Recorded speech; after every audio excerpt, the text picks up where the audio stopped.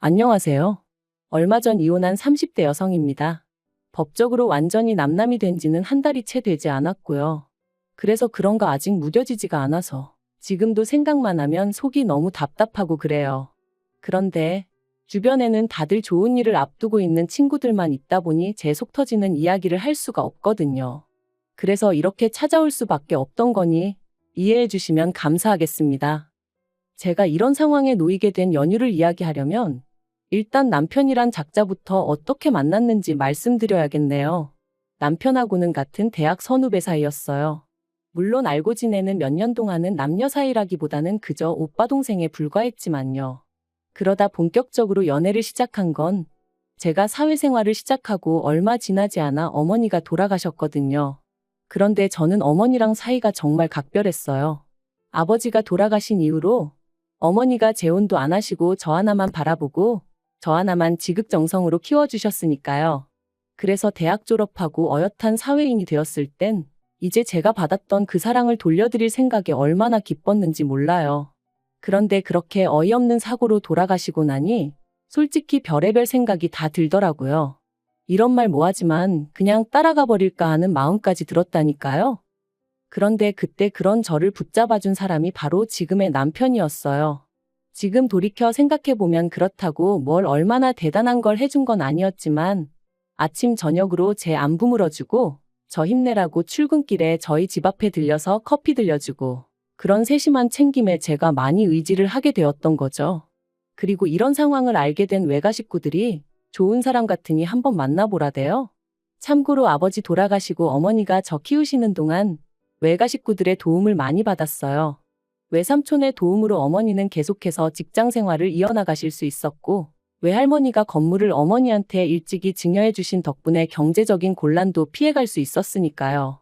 그래서 외가 식구들이 남편을 좋게 평가하고 있다는 사실도 제가 남편과 교제를 결심하게 된 결정적인 이유 중 하나였답니다.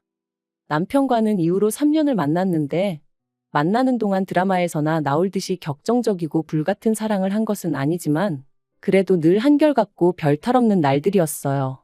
그리고 그때도 저는 제가 가장 힘들었던 시기에 남편이 제 옆에 있어줬다는 것에 대한 고마움을 간직하고 있었기에 결혼은 당연히 남편이랑 해야겠다고 생각하고 있었거든요. 그래서 남편이 결혼하자고 했을 때 고민 없이 좋다고 했고요. 그런데 시댁에 인사를 드리러 갔던 날 솔직히 저는 여러 가지로 불편한 느낌을 받았습니다. 어머님 아버님 중 그나마 아버님은 워낙 말수도 없으셨고 그래서 잘은 모르겠지만 어머님은 아니셨어요. 남편이 말하길 이미 제 가족관계라던가 제가 처한 상황에 대해서 충분히 말씀을 드렸으니 껄끄러운 이야기는 안 해도 될 거라고 했었는데 어머님께서는 마치 아무것도 모른다는 표정으로 이것저것 저희 부모님에 대해서 물으셨으니까요. 특히나 일찍이 돌아가신 아버지에 관해서 물으실 때는 저도 생각지도 못했던 질문을 자꾸 던지셨는데 그럴 때마다 제대로 대답하지 못하는 제 자신이 얼마나 한심하게 느껴지던지요. 그리고 저희 어머니가 돌아가신 사고에 대해서 자꾸 물어보시는 것도 너무 불편했어요. 특히나 보상은 어디서 어떻게 얼마나 받았는지 그런 걸 물어보시는데 얼마나 껄끄러웠는지 몰라요. 그나마 남편이 뭘 그런 것까지 물어보시냐며 중재를 해주지 않았다면 정말 눈물 콧물 흘리며 뛰쳐나올 뻔했다니까요. 어머님은 저에게 부모님이 두 분 다 안 계시니 당신 아들은 처가가 없는 거 아니냐며 사위 대접도 못 받게 생겼다 그게 생각만 해도 속이 상한다 말씀하셨고 지금 돌이켜보면 그런 말씀을 아무렇지도 않게 하셨던 어머님이 예의가 없으셨던 건데 왜인지 그때는 제가 괜히 죄송해서 몸둘 바를 모르겠더군요.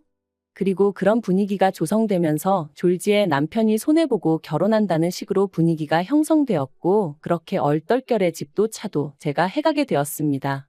물론 집도 차도 전부 다 남편 이름으로 해야 된다는 어머님의 억지는 따르지 않았지만요. 아무튼 그렇게 신혼살림을 차렸고 남편과의 사이는 예전과 다를 바 없이 무난했어요. 하지만 그런 저희가 한 번씩 부딪힐 때가 있었는데 그건 바로 시댁 이야기, 돈 이야기가 나올 때였습니다. 특히나 어머님은 결혼 당시에도 말도 안 되는 혼수를 요구하셨는데 제가 들어드리지 않았거든요. 그랬더니 그때부터 걸핏하면 저희 집에 찾아오셔서는 말도 안 되는 트집을 잡기 시작하셨죠. 한 번은 제가 신혼이고 하니 좀 좋은 그릇을 써보고 싶은 욕심이 들었어요. 그래서 브랜드 그릇 세트를 장만했는데 그걸 굳이 저희 찬장을 다 열어보시다가 발견하시곤 이게 얼마짜리냐며 이런 거 남한테 보여줄 것도 아닌데 대충 쓰면 되지 돈이 썩어나서 이런 데다가 쓰냐. 또 제가 좋은 브랜드 가방이 몇 개 있었는데 그걸 어머님이 저 몰래 저희 드레스룸을 뒤지시다 발견하시곤 지는 아주 쌓아놓고 살면서 지 CM이랑 신우는 한 개를 안 사주냐며 제가 어머님과 신우 수준을 무시해서 그렇다는 억지를 쓰기도 하셨죠. 그리고는 어떻게든 제 걸 뺏어가려 하시는 걸 저도 목에 핏대 세워가며 안 된다고 막은 적도 있네요. 하지만 그래도 이때까지만 해도 또 시작이구나 하고 넘길 정도의 수준이었는데 지난 연말이었어요. 어머니가 돌아가시고 어머니 앞으로 되어 있던 건물이 저에게 왔는데 사실 말이 건물이라고 하지만 4층짜리의 소위 꼬마 빌딩이라서 제가 앉은 자리에서 떼돈을 벌고 그런 것은 아니에요. 그저 직장 생활로 버는 수입에 별도로 월세가 들어오니 조금 더 여유가 있는 정도였지요. 그런데 무슨 이야기를 하다가 그 월세 이야기가 나왔고 어머님이 제가 그 월세를 관리한다 하니까 그게 무슨 말도 안 되는 소리냐고 하시더라고요. 왜 월세를 네가 관리하냐 그러면 내 아들은 뭐냐 하시는데 저뿐만 아니라 이때는 남편도 황당함을 감추지 못하더라고요. 결혼 전부터 줄곧 제가 해오던 건데 그리고 건물이 제 거니 당연한 거잖아요. 하지만 이런 제 상식이 어머님께는 통하지 않았습니다. 어머님은 제가 남편을 무시하는 거라는 둥, 결혼했으면 공동재산인데 왜 저 혼자 독식하냐는 둥의 말도 안 되는 말씀을 하시며 저에게 화를 내셨으니까요. 그리고 이 일로 어머님과 제 사이의 감정의 골이 깊어져 연초까지 그 어떤 연락도 주고받지 않았죠. 설에도 찾아가지 않았어요. 아니 정확히 말하자면 어머님이 설에도 오지 말라고 하시더라고요. 제대로 반성하고 용서를 구할 것이 아니면 당신 눈에 띄지 말라면서요. 그리고 저는 반성할 일도 용서를 구할 것도 없었기에 어머님이 말씀하신 대로 찾아뵙지 않았던 거죠. 물론 남편은 그래도 그냥 말이라도 죄송하다 하면 될 거 아니냐 했지만 당시 제가 판단하기에 매번 말도 안 되는 어머님 말씀에 제가 조아리고 허리를 숙여대다간 평생 끌려다니며 살 것 같았거든요. 그래서 아니라고 안 가겠다 한 거였죠. 그런데 이때 저는 솔직히 남편이 제 입장을 이해해 줄 줄 알았어요. 남편 본인도 어머님이 억지를 쓰고 계시다는 건 알고 있었으니까요. 아무튼 그렇게 설 때도 찾아뵙지 않았고 한동안은 불편한 듯 편하게 살겠구나 싶었는데 4월의 마지막 주말이었어요. 평소와 다름없이 느지막이 일어나 간단히 점심 식사를 하려는 찰나였는데 현관벨이 울렸습니다. 그래서 밖을 확인하니 어머님과 신우가 와 있더라고요. 황당했지만 그렇다고 문전박대를 할 순 없었으니 얼떨결에 집 안으로 그 두 사람을 들였습니다. 그리고 집 안으로 들어오는 두 사람의 눈은 말 그대로 이것저것 훑어보느라 정신이 없었죠. 늘 그런 식이었으니 별로 놀랍지도 않았지만요. 아무튼 제가 주스 한 잔씩 따라주고는 어쩐 일로 오셨냐 물었습니다. 참고로 남편은 주말 아침마다 축구를 하러 갔기에 그때 집에 없었고요. 어머님은 주스 한 잔을 거의 원샷하듯 들이키시고는 당신이 곰곰이 생각을 해보셨다더니 말씀하시기를 제 건물 1층에서 신우랑 카페를 해야겠답니다. 당신도 집에만 있기가 갑갑하고 신우는 체력이 약해서 직장 생활은 어려워하니 이참에 두 사람이 같이 카페라도 해볼까 한다나요? 그리고 제 대답은 당연히 안 된다였어요. 일단 제 건물에는 이미 카페가 들어와 있었고 그 카페 주인은 사촌 동생이었거든요. 그렇다고 공짜로 하고 있던 것도 아니고 월세 따박따박 내가며 하고 있었고요. 하지만 어머님이랑 신우가 그 자리를 차지한다면 단언컨대 절대로 월세를 낼 사람들이 아니었어요. 가족이니 어쩌니 해가며 그냥 눌러앉을 게 뻔했죠. 그리고 카페 일이라고 성실히 할 사람들도 아니었어요. 특히 신우는 대학을 졸업한 뒤 아르바이트만 전전하며 지내는 사람이었는데 그나마 아르바이트도 한 곳에서 6개월 이상 한 적이 없었으니 아무튼 멀쩡히 장사 잘하고 있는 사촌동생을 두고 제가 그 두 사람에게 자리를 내줘야 할 이유라. 아무리 머리를 쥐어짜내도 정말 요만큼도 떠오르지 않더라고요. 그래서 안 된다고 했습니다. 그랬더니 이제 이 일로 난리가 났어요. 어머님은 저더러 너는 CM이 알기를 뭘로 알길래 이거 하라 저거 하라 하면 한 번을 내하는 법이 없냐며 이래서 부모가 중요한 거다 가정교육이 중요한 거다 하시는데 어이가 없었죠. 그래서 저도 그럼 신우는 부모님이 두 분 다 계셔서 저러고 사냐 했더니 이제 내 딸이 뭐가 어때서 그러냐며 악을 쓰시더라고요.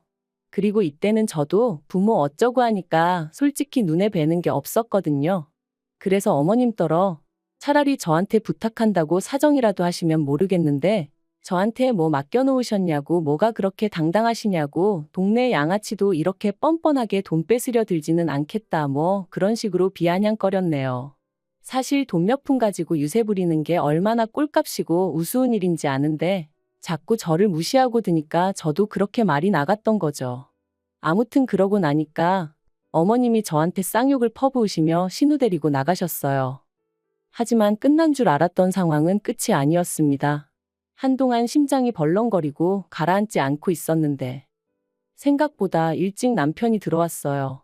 그리고는 좀 전에 어머님이랑 통화를 했다며 저더러 어머님더러 돈 없으면 납작 엎드려 기라 그랬냐는 겁니다.